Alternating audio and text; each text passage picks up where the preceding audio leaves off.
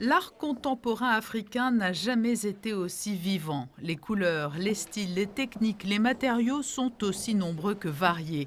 C'est cette incroyable palette de créativité qui a été exposée en plein cœur de Londres à la maison de vente aux enchères britannique Bonhams, une institution fondée en 1793 et qui est aujourd'hui la troisième plus grosse maison de vente aux enchères après Sotheby's et Christie's.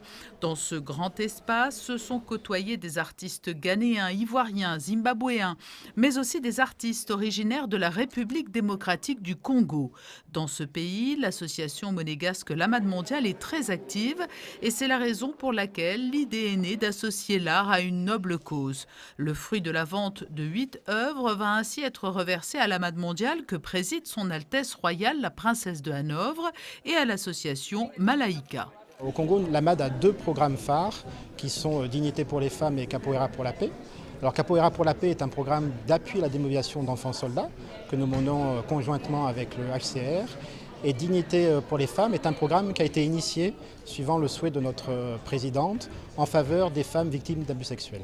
Parmi les artistes congolais qui ont accepté de prendre part à cette vente aux enchères au profit de l'Amade Mondiale, il y a Jean-Pierre Bers, plus connu sous le nom de Grand Singe, et dont le travail bénéficie d'une belle notoriété depuis le début des années 80 et des rencontres qui ont changé alors le cours de sa vie. Je suis arrivé à New York, là j'ai eu la chance, donc je suis tombé, c'était la première exposition des artistes graphes dans une galerie. Et c'est là que j'ai eu la chance de rencontrer Jean-Michel Basquiat, que je ne connaissais pas, qui m'a présenté Andy Warhol. Alors quand je suis que c'est l'ami d'Andy Warhol, je me suis dit, c'est quelqu'un d'intéressant. Et lui, c'est lui, Jean-Michel Basquiat, qui m'a baptisé Grand Singe. Donc c'est pourquoi mon nom d'artiste, c'est Bers Grand Singe. Bon, lui, Jean-Michel était visionnaire. Il m'a dit, écoute, Bers, bientôt, l'art contemporain africain va émerger. Donc, toi, il faut que tu rentres à Bruxelles, en Europe, pour défendre cet art ici. C'est pour ça que je suis descendu à Bruxelles. Alors, c'est pour ça que je ne suis pas étonné de voir que l'art en question émerge maintenant. Autre artiste congolais confirmé, Aimé Mpan. La vente de son œuvre, La ramasseuse de mains coupées, va permettre également de financer les actions de l'Amade Mondiale en République démocratique du Congo, tout en faisant passer un message. Moi, au départ, ce qui m'intéresse, je suis un artiste.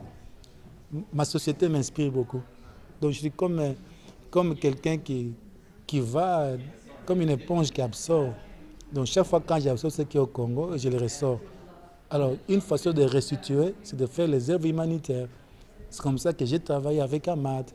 Freddy Tsimba et Maurice Mbikayi ont eux aussi souhaité prendre part à cet élan créatif doublé d'un objectif caritatif. Au total, la vente aux enchères aura permis de récolter plus de 16 000 € au profit de l'Amade Mondiale et de Malaïka.